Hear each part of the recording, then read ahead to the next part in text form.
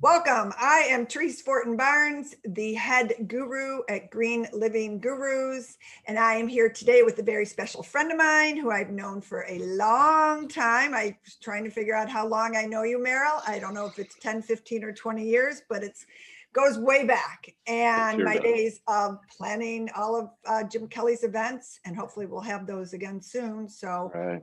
welcome. It's good to be with the guru. Thank you.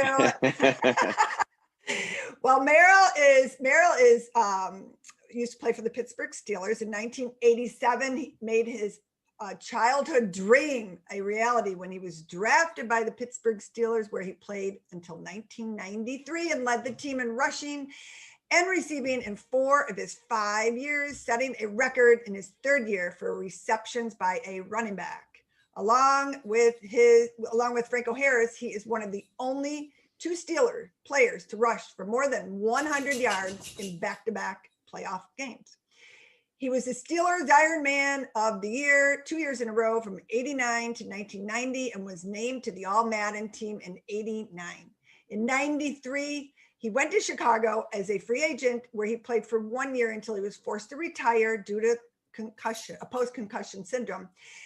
At the time of his retirement, Merril had the longest consecutive playing streak in the NFL, and I bet you that has something to do with how he has taken such good care of his body and his health.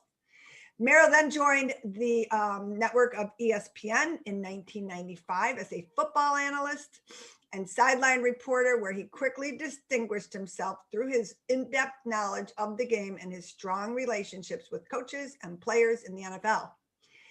He has since served as a host of and analyst, or had served. In the past, he had served as a host and analyst for a wide variety of ESPN programs: radio, internet, Sports Center, NFL Live, Friday Football, Fantasy Insider, ESPN News, and the list goes on with things he has done with ESPN. And now he is a motivational speaker. He's got a program he's doing with the NFL called Way to Play program. And he is doing some things with the Pittsburgh Steelers as well. So that is what he has done in the past. Now we're going to talk about the future and what he is up to now. He unfortunately had a heart surgery in the past where they had to repair a vessel, but he's recovered from that. And he also had cancer. So he has recovered from cancer, and we're going to talk a little bit about that today. But now he's really a motivational speaker, which he is fabulous at. I've heard him speak before. He also has a few books out there. One's called Brainwashed: The Bad Science Behind CTE and the Plot to Destroy Football. And he also has 2 Find a Way books, which is a philosophy that has allowed him to triumph over obstacles that threaten to derail his dreams, hijack his career, and end his life. So Find a Way has been a foundation of his life. And Merril, welcome. It's good to be with you. I appreciate you having me. Yeah, I appreciate you being here with me. I love what you've been up to. You know how I've always been impressed with your health and everything that you've done in your life. And I really, really appreciate you being here, because I saw that you, on one of the Instagram pages, as I told you, that there was a picture of you with a Monsanto lawsuit that it was filed in 2019 for the use of Roundup. And I am always talking about glysophate, and I'm always telling people, do not use Roundup. Glysophate is just a cancer-causing chemical that I can't even believe is still on the market. And when I saw that, I'm like, oh my God, Merril, I have to reach out to you. So thank you. I really appreciate that. So I know that is a big deal, and it's a big fight because it's a big company with a lot of money and a lot of lobbyists out there in Washington. So I don't know a lot about it. I didn't do a ton of research on the lawsuit, but how is that going? Well, it's going as well as it can go. There's always misconceptions and uneducated information. You mentioned glysophate, and I'll tell you this, what ultimately triggered me to get involved is when you look at the scientific research, and I do my research before I commit to anything, especially in this magnitude. You know what they do, the big companies of the world, the people who drive, Roundup, is they'll sit there and use scientific evidence. Glysophate can't penetrate the skin, can't cause cancer, or blah, blah, blah.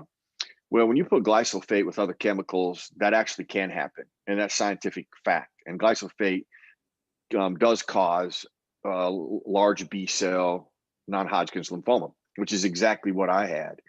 And I worked on a farm for years as a kid. And Roundup is, that's like your source for controlling weeds. Like when you work on a farm, you have all these sites where there's a pump station. So you have propane tanks, you have a pump. So we had Roundup at every station. So that, like, how much do you use Roundup? Like every day. Do you ever use gloves? I said, no, 80% of the time I had a shirt off and just boots and pants moving pipe and during the summertime. And we had on the back of our 3-wheeler. And when I say 3-wheeler, that actually dates when this all took place, because 4-wheelers didn't come around till the 3-wheeler was around. Remember, the 3-wheeler was the big deal, right? We had Roundup. I had Roundup everywhere. And when I understood the scientific evidence that proves that glyphosate does cause those specific cancers, what they'll say is, oh, it can't penetrate the skin, because there is science that says it can't penetrate the skin. But what they don't tell you is when it's mixed with other chemicals in Roundup, it can be introduced into the skin. It's a fact. It's a scientific fact. And to not put that warning out and people to know that, I just think that's deplorable and harmful in a degree that is almost hard to describe. You're killing people. And to sit there and ignore that and not do that, I don't know. It's so deliberately destructive and criminal that to do nothing, then I'm no better than actually them. Sit back and do nothing, then I'm just as bad as they are. So that's always been some of my thought process. As long as I understand what it is, that this is not a witch hunt and there's really no evidence behind it. There's no facts behind it. And to go with what, I went through and people go through who have cancer, the treatment is brutal enough. Okay. I don't know anybody that would take X amount of money to walk through chemotherapy and go through the brutality of losing your hair. Actually is minimal, but the burn holes, the fatigue, the torture that it gives on your body. And then the one thing, that, listen, will always live in the back of your head a little bit, is the long-term effect of that chemotherapy. Surviving, it's one thing. What's going to happen down the road from that abuse that you've had to go through. I remember the burn holes in my body after about 3 months, just everywhere, and you just like, okay, that if I see the outskirts of that, what's happened internally? I remember getting ready to go through chemotherapy. I had been through all these tests, and actually I was doing a heart test, and I finally was just like, hey, well, I'm not doing heart surgery here. I'm thinking, why do I have doing this test? And the nurse said, oh, well, we're just making sure that you're healthy enough to survive. I said, what? And she goes, oh, yeah. She goes, I had a 38-year-old guy in here. I don't know what he was coming in for, but he was going through cancer treatment. I don't know if it was this particular cancer treatment, but he was going to go through some brutal chemotherapy. She goes, he wasn't healthy enough. He couldn't, they basically said, we can't treat you just because you weren't in good enough health. And I was like, a few things there. I was just like, oh, that's why it's so valuable to invest in your health every day, because you never know when you're going to need it. And when you need it, you can't run down to Target and pick it up. Right. So invest in it at all times. It's the one thing you do control 100%. And you have no excuse for it whatsoever. So investing in that, because it might save your life. So that's a litany of stuff that just aggravated me. It angered me. And just like, how do these people keep doing it with the straight face? And they have not millions, billions. Okay. And they're like, they can drop $1 billion here and ain't nothing to them. Think about that. Mm-hmm. They just keep covering it up, and then I think it's the FDA, they'll sit there and go, well, we say it does what it says it's going to do, meaning all they have okayed it for is that it kills the weeds, which it does do that. They don't care if it kills people. Right. They don't ask that question. That's how they save their neck, by going, well, it does what it says it's going to do. Oh, well, why not look into it a little deeper and all the other fallouts from this that is scientifically proven. The evidence is there. It isn't like it's made up and it's 50-50 could. It does. So it's, it's just deplorable, like I said, and harmful to people and just as criminal as you can be. So to do nothing, I've always felt like that. If I'm going to do nothing, but I know all of that, well, shoot, I'm no different than the people doing it. Right. That's so, I mean, that's a good thing for people to understand, speak up, do something about it, because I'm so glad that you did, because a lot of people are also nervous to speak up to Monsanto. But of course you have 18,000 people, 18,400 plaintiffs suing Monsanto. And I'm sure you have a wonderful law practice or behind you, but it's a scary thing. So when I saw that, I'm like, oh yay, because it's nerve-wracking to see all these companies poison our waters. Now that's a huge thing. I won't even get into that, but there's so many different waterways. I've interviewed a few people up in New Hampshire and down in Virginia, and they're being poisoned. We recently had a town here south of Buffalo, Mayville, and they can't drink their water anymore because some company is putting toxic chemicals into the water. So Roundup can go into the water. When you're, I don't know a ton about, where it all goes, but I know it's not good for people and it can't be too good for the land either. So thanks for that. I appreciate that. Pleasure. Now you are extremely health conscious. You've always been health conscious. Moving forward, you are so into exercise. I know that you're probably still in tip-top shape, as you always have been. And food, I has been an important, staying healthy. Have you had some meals with you before where you've eaten high protein and really good food? What are some daily tips or daily habits that you do regularly now? And did this change how you viewed certain things you do in life? Well, yeah, it's been a process. Here's the first time I ever heard about. Let me back up. I'm in my rookie year. This tells you the perspective. You always have to understand what you knew at a certain time in your life. Because we take information that we have now and we try to go back to 1980 and go, why didn't I do that in 1980 or 87? Right? I try to put this perspective. That'd be like the Pilgrims coming back here and doing a podcast with you and being angry that there wasn't planes, trains, and automobiles. I'm like, well, it wasn't around till down the right.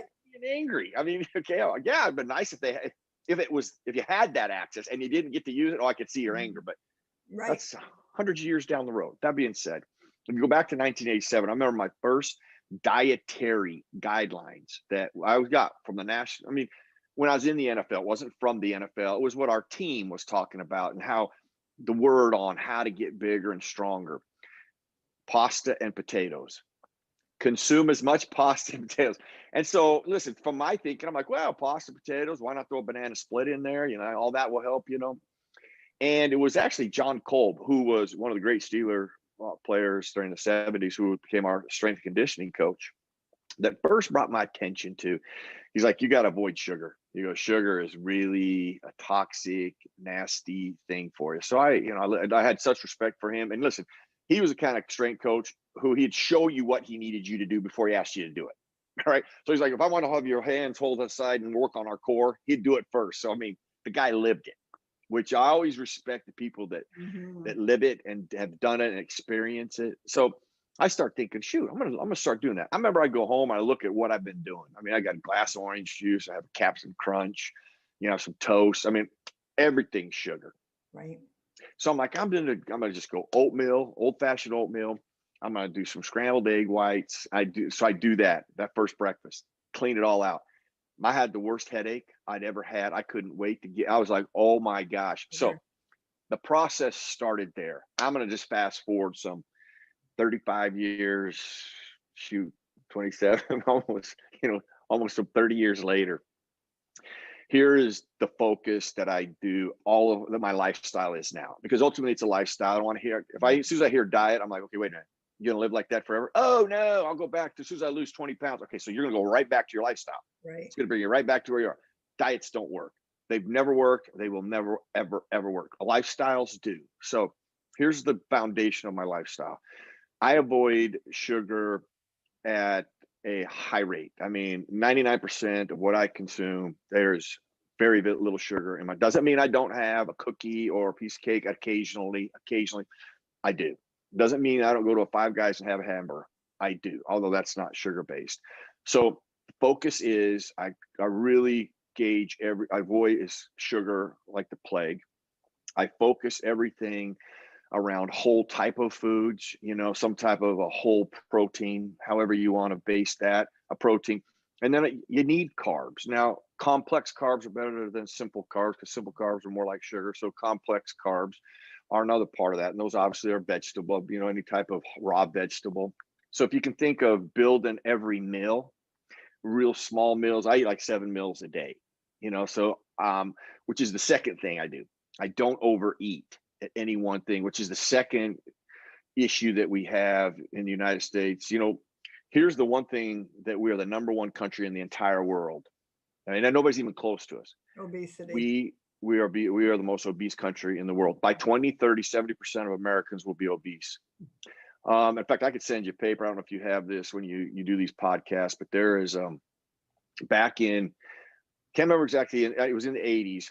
If you remember, the government gave their first dietary requirement in the history of the country. And most people might remember this, but they said, get rid of fat. They said, get rid of fat. What happened on that day? Everybody got rid of fat and consumed more sugar. Yep. When the bottom line, sugar is the driving cause of almost every disease, including the number one ingredient that is the most deadly to your body, inflammation. Sugar is driven from that. And more everybody got rid of fats and drove them right to sugar. I think back in the 1950s, we consumed about 15 pounds of sugar per American per year. We now consume over 145 pounds of sugar per American per year. I mean, it's staggering. So to sum it up, I avoid those simple sugars. I base everything on the most whole foods I can. I mean, that's things like, nuts. I do have really good protein bars. I have jerky. I have everything. I have access to these stuff too, because that's another key thing is having it around, and being able to get to it versus getting so hungry you do something. Like I'm so hungry, I'm gonna have it. I'm gonna grab the first thing there and it's a candy bar. I mean, putting things in your environment that help you eat like that. Don't overeat at any one setting has been really critical. And everything is based off of, if this is how much protein I'm having, I have, a quarter of that with, other carbs. And, those are complex type of carbs, vegetables, if you will. So I develop an eating style like that throughout the day. If you got to consume 200 grams of protein a day, your body can only absorb and use so much. So there's no sense in eating 100 grams of protein at breakfast, 50 at lunch, and 50 at dinner. I mean, spread it out at 20 here, 10 here, throughout the day, and build the process. And doing that as a lifestyle has really, really helped me. I mean, it has been, and what we consume is a real critical component of your overall health. It may be one of the most critical, although there's three things, 3/3 to perfect health: nutrition, which we just talked about, exercise, and then the other part people forget, and I was the worst at, quite honestly, is rest. You must rest and repair, let your body repair. I was terrible at that. I mean, I've incorporated that between that and the way I have created a lifestyle of eating. My training has evolved. I do a bunch of things. I've always done a bunch of things, low impact things, the way, from stretching to core. Do I use weights? Yes. Do I use bands? Yes. Do I do yoga? Yes. I do a variety of things, as my lifestyle. I'm used to doing that. I've been doing it for so long that it's become a lifestyle. I'm passionate about it. It saved my life 3 different times, from cancer to open heart surgery. Even my career ended, every one of my doctors in every case went, okay, here's the one advantage you have.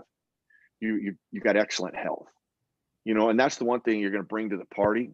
That's why you invest in it every day, because you just never know when you're going to use it. And I know how valuable it is and an asset it is. If you're going to need it, listen, if you don't need it, it's good for you. But now your life is just a lot more enjoyable, when you're in phenomenal shape, the energy that comes from that, the things that you can do from it, the purpose it gives you, there's real value in that. So, which leads me to this. When we think of overall health, people forget that's brain health too. All of these things are for your brain too. Okay.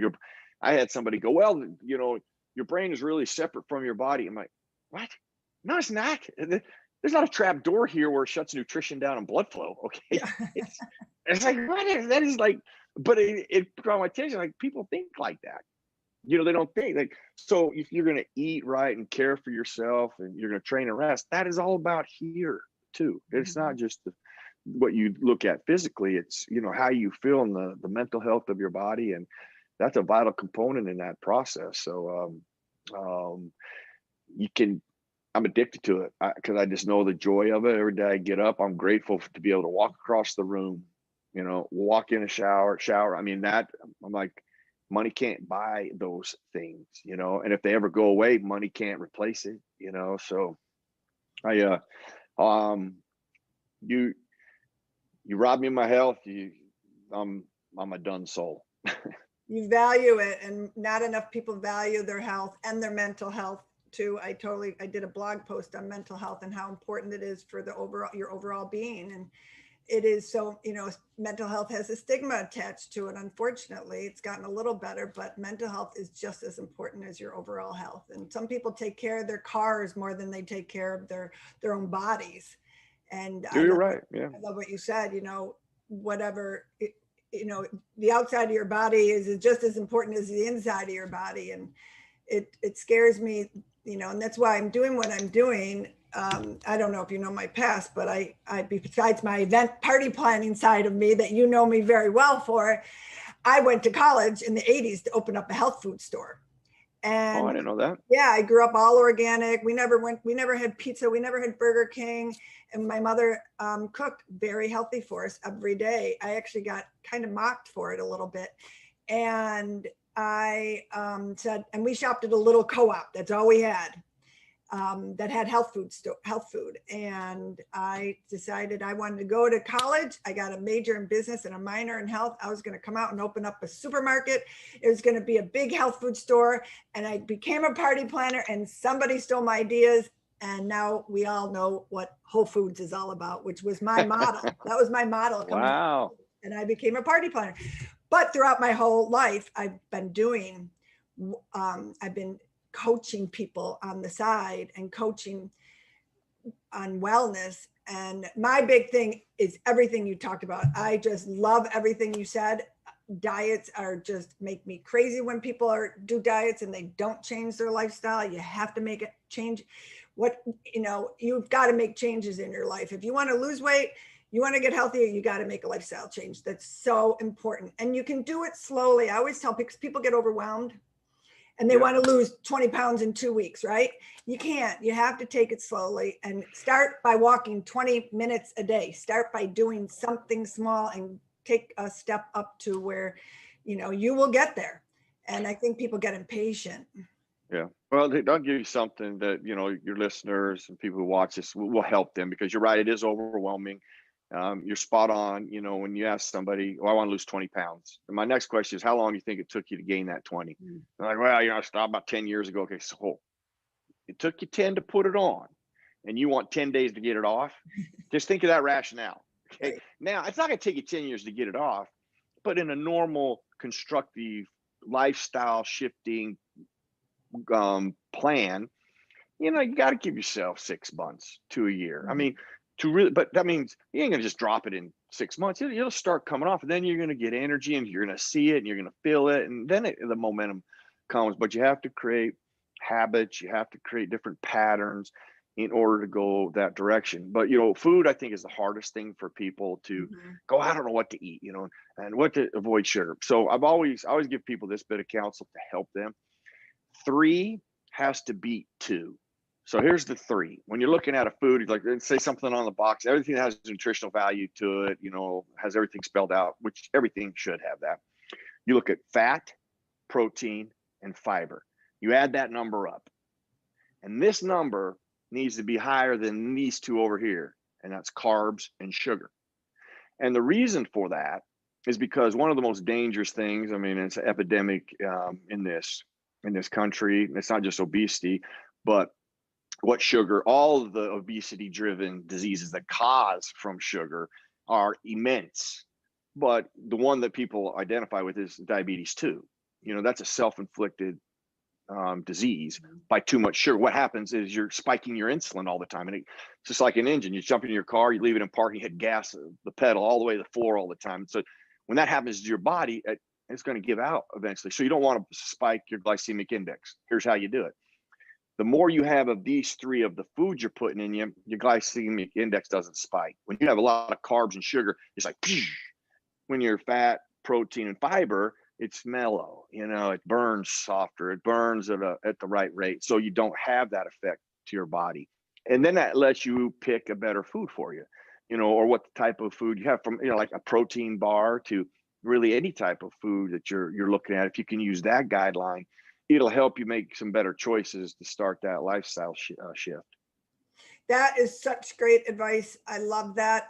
The whole fat thing too, going back on that a little bit, because you're right. They run from the word fat and they buy. You need fat. It is one of the most vital nutrients that we need for our brain. Yeah. Our brain needs fats. Now you need unsaturated fats. Right. Listen, I understand there's differences. Okay. Saturated ones, yes, you want to stay away from it. The more unsaturated that you get, yes, you look for those unsaturated fats. You do.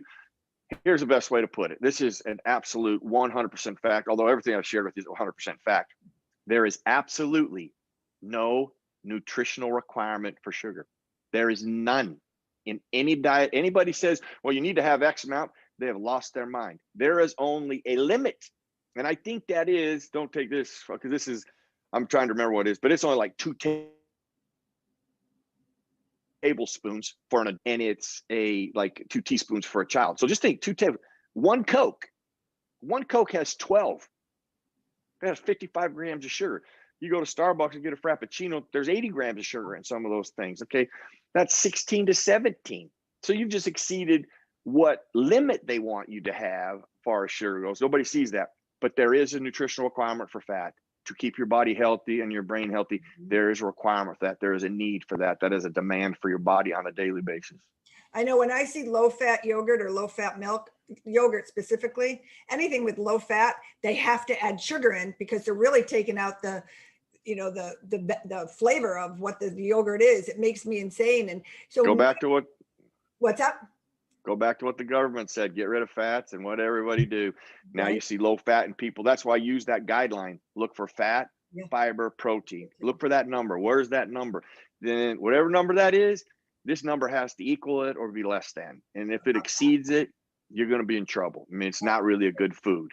Great advice. And that goes right in line with what I say every time I actually close out my podcast is read your labels and know your ingredients, because you have to know them, because you're going to see, if somebody really wants to try to start losing weight, watch what you're eating, of course, but read every single label. Look at the sugar content, look at the other ingredients that are in there, because that, one of the things that I tell people to certain chemicals are obesogens. Do you know about obesogens?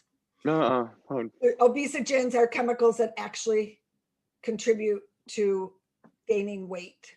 And there's so many chemicals out there, but there's certain obesogens and they put them in certain foods and it just makes me insane. But anyway, so reading your labels, knowing your ingredients, knowing what you're eating, looking at the protein, the fat, the fiber is so important. And, it's getting your health, gaining your health, keeping your health is so key. And I think in 2021, I'm hearing it a lot more. People are finally starting to realize I've got to start I'm getting a lot more, people coming to me wanting to make a change and find a way to make a change in their lives. And with this pandemic, it's the best time to do it because we need our health. And we're starting to see that with a lot of people in the hospital. And they're saying the amount of people that are getting coronavirus and are diabetic and heart conditions and whatnot. And you can make a change in your body. You can find a way to make a change in your body as well. So that is such great, incredible advice. Now, February is Cancer Prevention Month. This is one of my big months that I am just crazy about, because this is one of the things that I really do a lot of. I help a lot of cancer patients get rid of carcinogens that are surfacing in their house or their food or their clothing or their laundry detergent. But going through what you went through, I would imagine you were very conscious about preventing cancer down the road, and you're a healthy person. And I'm sure anybody that has ever gotten cancer is worried about it recurring again, of course. And is there something that, any advice you can give anybody for trying to, besides, don't use Roundup? Yeah. Well, you don't want to bathe in it, swim in it and live in it like I did for years and years and years. But I mean, that's, I can't change that. That's over. How do you move forward? Right. To your point, one thing leading up to the diagnosis, I remember a lady said to me, she goes, "Wow." She was like, "There's no, I guess taking care of yourself doesn't matter, if you can get cancer." And I'm like, whoa, that's not the way to look at this. I go, actually, because, nobody could guarantee the treatment was going to work, and so many people die from non-Hodgkin's lymphoma every year and this type of cell type.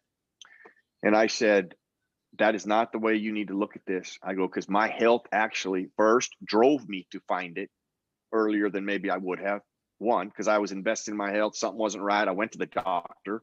I don't sit around and hope it's going to get better. Once I know it's not getting better, I've always been like this. I go address it. So my early diagnosis, my health drove me there, and my health's going to give me a chance to beat it. If I didn't have good health, going back to that story I told earlier, I don't even have a shot at it.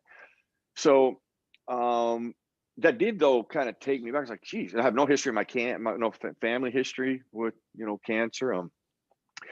All the things I had done and lived the way I was living, there was no reason for me to get it. Okay, well, so that's like anything. Like, sometimes you can't answer things, I mean, I fall in one of those bar parks. I guess I can't answer. Well, that's not going to change the circumstances, is it? So I had to find ways to deal with the circumstances. Now, moving forward from that, all I've really done, quite honestly, is I've just continued to learn and educate myself and apply different tweaks in my lifestyle of, types of the way I'm eating, the way I'm training. It is a lifestyle for me. I invest in it every day. I take the time that I take rest now more than I used to in the past, and that helps balance everything out. So, doing those things, I just really kind of elevated them after that process, and they sustained me through the process and allowed me to survive it and beat it in the manner I did. So, I don't wake up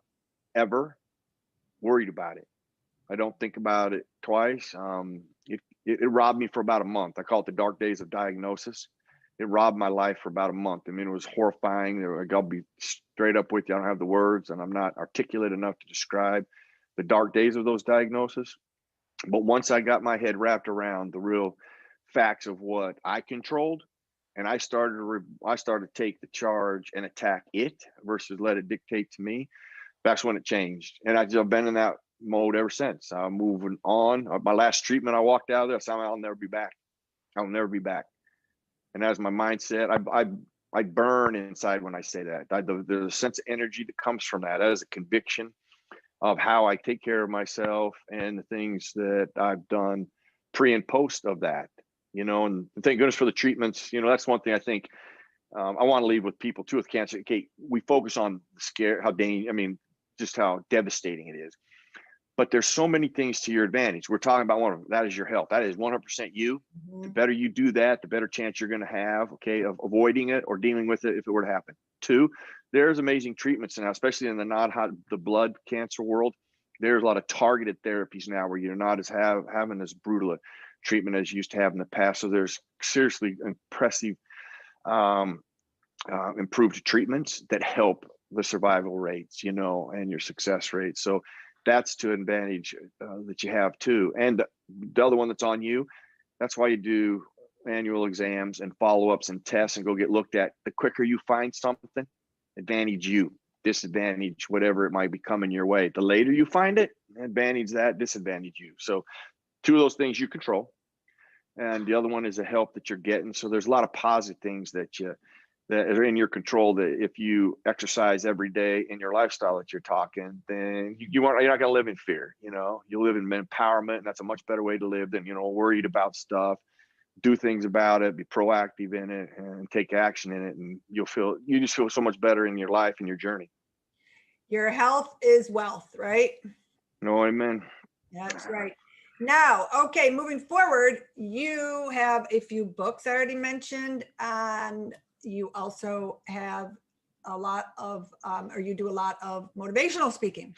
Right. And I've seen you speak before, and you're fabulous. So if anybody's listening, and I'll promote that you're a motivational speaker. Well, thank you. Yeah, for sure. Do you have any topics? Do you have any? What's your format, or special? Well, the foundation of my presentation is really actually, it might be the foundational headline for 2020 for everybody. Because what was everybody doing? They were finding a way. I mean, God, every day something. Chills. That is like so amazing. Yeah. Every day you woke up and you're like, oh, goalposts changed. Oh, we got this going. I mean, how do I adjust to that? And there's a lot of people who collapsed to the boundaries, or the restrictions, and that's ultimately what the message is about. When I go back, the title of the book is Find a Way, because those are the words that inspired me as a kid to take action. I always use the word action. The words Find a Way inspired that energy in me to do something about my dream, and that is to play in the National Football League. Now, it has continued, it's evolved into business, parenting, every aspect of my life. And last year I lived it just like everybody else. My speaking, completely gone. Everything I used to do, completely gone. I'm not immune to having to find a way every day like everybody else is. And it's a great lesson. I say, do you control your mind, or does your mind control you? So when you get up every day, you get up every day and you're like, okay, goalposts have changed. Now this restriction, that restriction. There is your moment. Are you focusing on the restrictions? And there's all your energy. Well, you're not going to do anything about those restrictions when you're focusing on them. Yes, identify them as important, but now how do I find a way within them? Mm-hmm. How do I find a way around them? How do I find, what can I do now? That action part, I'm not going to let those boundaries control me. I'm going to control now. What can I do? I'm going to find different ways. And honestly, that exercise was every day, and for a lot of people, and I see, the resiliency in people when they do that. And when I speak, so the foundation is about finding a way. I try to find out the environment that they're dealing with, what are their circumstances, what their profession is. And then I weave really a lot of, I've never had a presentation where I haven't had an experience I've lived through that I could relate to give people what I come away with and I've lived with. And I know more than anything, I know it's possible. I know it's possible for people. I know it's possible for you and everybody who watches your podcast, that if they apply their gifts and their strengths and their tools to whatever their circumstances are, they're going to be a lot happier. They're going to live in a lot more peace and joy by doing something about it versus sitting there going, worrying about it, letting their mind control them. They control their mind. And that message is what I try to share every time, when I get up to speak in whatever environment it is, whether it's corporate, I speak to kids too, and a lot of charity stuff, but it applies in our world today more than ever, that when we do something about our circumstances, there's an empowerment about that. There's a great feeling. Everybody's probably felt it at some point. I don't care if it was getting up and go, you know what, I'm going to clean this office out. I've had to sit here every day. I got nowhere else to go, but I'm going to do something about this that I think I'm going to do. I never do, versus sit and ponder, oh, what a mess, and let that absorb me and eat at me. Mm-hmm. I'm going to do something about it. And that's where I get to the action part. And Find a Way is probably, it's driven me on a journey. It was more evident this year than at any point in my life, because I've had to do it just like everybody else. Every day you get up and I'm gonna have to find a way through this, I'm gonna have to do some different things now. How can I do those? And taking action is a critical step towards that. It's such a great, 3 great words for 2021 for anybody. And I know a lot of people that actually found a way to lose a lot of weight through the years when they had nothing to do and they could change their diet. And I've helped some people change their lifestyle. And 2021 is a year for everybody to find a way. And we will. Well, good for you. And those people that have garnered that from you, listen, that your health, I know you mentioned as your greatest wealth. Now take a healthy, vibrant person, and that energy going out and Mhm. carving out some, maybe it's a new path in their life, Right. man, to have a healthy, energized body, a lot easier to do that than, a rundown, depleted body. Mhm. That's a much larger, daunting task when it's like that. At least they've taken care of themselves and re-energized themselves so that they have the resources to go attack. Great advice. Is there anything else you want to close out and let people know? I'll let them know where to find you for your Okay. motivational speaking, because I know we can even find you right through your website, I think, right? Yeah, merrillhoge.com is a great, it's the resource for everything from speaking to my books, Perfect. to all the stuff that, we're driving and trying to help people with. So I appreciate you giving me this stage and platform, and it's always good to see you. It's always good to see you, Merril. I just, you're one of my favorite people. I saw you last year at the Super Bowl. I like every year I get to see you once at the Super Bowl, and I give you Yeah. a big hug. And I hope I get to see you again in 2021. I hope we're able to hug again too at that point. I don't know. Yeah, let's hope. Well, JK's got his stuff going. Our paths will cross. Our I paths look will forward cross. to it. Yeah, let's hope. I mean, they're hoping they can pull the golf tournament off this year. I heard maybe August, not June. So, but we'll see. So, thank you so much. I love what you're doing. Keep it up.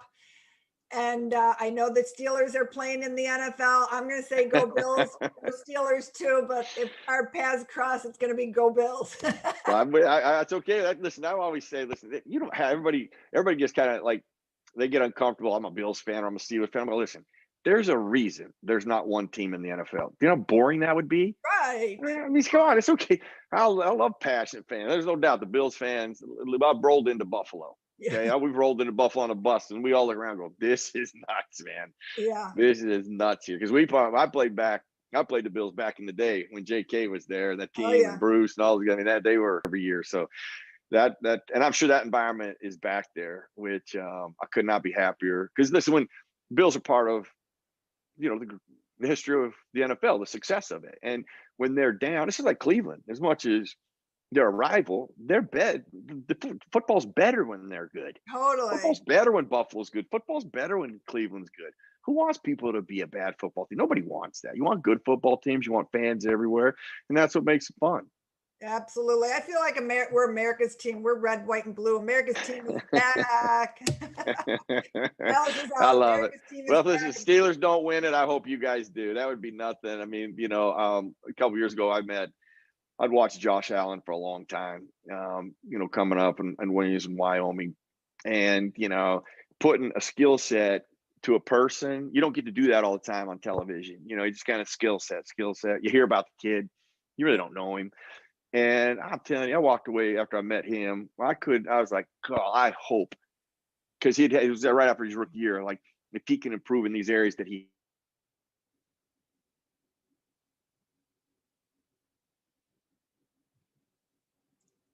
Oh, and the Bills, it's like a perfect marriage. Love it. yeah, it is. It's going to be fun to watch. It's always fun. Win or lose, it's still fun. So There you go. thank you. I look You forward to betcha. seeing you soon, and find a way, everybody. Find a way every day.